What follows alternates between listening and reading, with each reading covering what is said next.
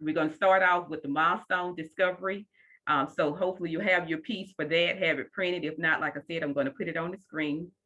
So we will go now and introduce our next presenters. And we have Tim Green and Cynthia Foster of the Arc of Tuscaloosa. And Donna, can you tell us a little bit about our presenters, please? Tim Green and Cynthia Foster have a combined of 39 years of experience providing employment services for individuals with disabilities in the West Alabama community. Tim has 22 years of experience providing employment services where he worked at West Alabama Easter Seals as an employment specialist for 4 years and has been the director of employment services for the Arc of Tuscaloosa PLEASE program for the past 17 years. Cynthia has 17 years of experience providing employment services, where she has worked for the Arc of Tuscaloosa as an employment specialist for 12 years and as the program manager of employment services for the past 5 years. So they're more than qualified, over 39 years of experience. And we're old.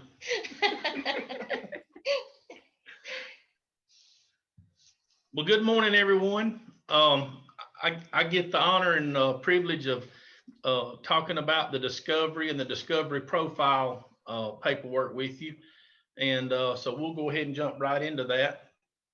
On the discovery, when a counselor refers someone to you that they're wanting to do a discovery on, most of the time that's going to be an individual that maybe they've never worked. They have no idea what type of work they want to do. They may not be able to do an assessment. There may be information that is needed to figure out what's going to be the best path for employment for that individual.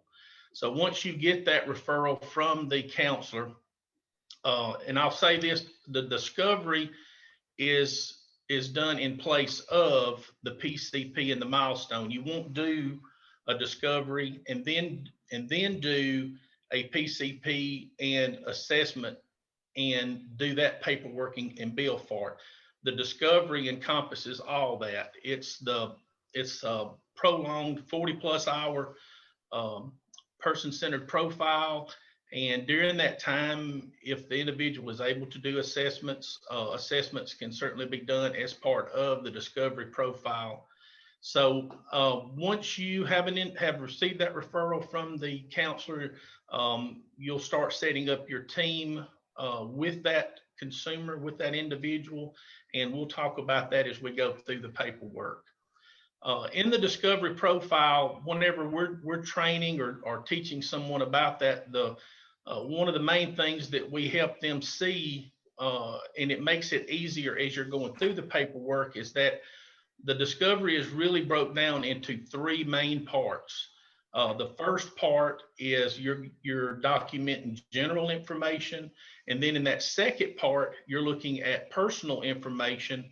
And then finally, in the third part of the profile, you're looking at employment information. So we'll go ahead and we'll start with part 1, which is the general information. In that, you're going to be looking at again, generalized information, their date of birth, you'll address, phone number, what agencies they're involved with. And as you're looking down this form, please know that the answers that you see that we just created these documents. This is not about anybody in particular, anything like that. We just wanted to give you a generalized idea of what type of information each question is asking for. Once you've completed this document, it will be much thicker than what you're seeing on the screen, because you'll be spending at least 40 hours with the individual themselves, talking to also maybe other service providers, if they're involved in any community recreational things, community involvement, that type of stuff. The more people that you get a chance to talk to with the consumer's permission, then the more information you're going to have to make help that individual make a better decision on what type of employment, what supports they'll need, those type things. So in part one, you're going to be gathering that general information of, where do they live? What does that neighborhood look like? And one of the things that we're always interested in is what businesses are in that general area. You're going to be looking at personal care needs. Do they need transportation? Their communication skills. Is there medications that the individual needs? When they need to take those medications? What their mobility is. You're going to be looking at their education.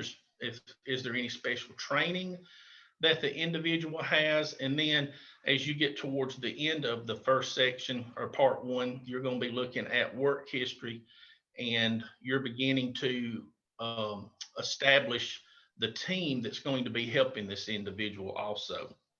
And again, remember, all this is consumer driven. It is their person-centered plan. So, as you're going through this with them, they're the ones that's leading this. They're deciding who's on their team, and helping you decide or helping you figure out what type of job of employment that they're wanting to pursue, and what type of employment would probably be most conducive for their success. Then as you start getting into part two, we can scroll down just a little bit. As you start getting into part two, now you're starting to collect more of that personal information. You're going to be looking at what type of routines does the individual have. And you'll get a lot when you first start out with this section. It may not appear like, well, maybe there's not a whole lot that they're doing, but I assure you, after 40 plus hours, this section will be very long. You'll get a lot of information. You're wanting to look at, what are daily routines, weekly routines, monthly routines, what kind of commitments does the individual have? What commitments are negotiable and non-negotiable? The John Doe may say, I go to church every Sunday and I'm not working on Sundays, or I have, I enjoy playing golf with my dad every third Thursday of the month, and I'm not giving that up. So you want to look at what's negotiable and what's non-negotiable. You'll start moving into, again, those family supports. Are there any health related issues that you need to know about as you're helping the individual, move into employment? Are there seizure disorder? Do they have to take medication certain times of the day? And you'll have to, look at how you'll work employment around those health needs, if there are any. You're moving into, again, as we're gathering more personal information, what life activities and experience does the individual have, their social groups, what friends they may have, what part does those individuals play in the consumer's life, those social groups and those friends. Are there supports there, extended supports there that you can look at? And again, remember, that's all this information that you're gathering is to help the individual figure out what type of employment they want to pursue, or types of employment they want to pursue. And then, what supports are going to be there, and what's going to be the best path to get that individual successfully employed. As we continue on with life activities and experience, you're going to be looking again at those personal and family hobbies. Are there any activities that they do with the family? Are there camping trips? Do they go hiking? Those type things. And then special events and activities that are critical importance to the individual. Again, like church activities, or are there holidays that are non-negotiable? Maybe every Thanksgiving they take a trip to grandmother's house up north, and John does not want that to be interfered with. Once you've gathered that personal information, the last section, part 3, we're starting to move into employment information. And again, remember, you're spending time, you know, the minimum's 40 hours with an individual, but you're probably going to end up spending more time with that actually.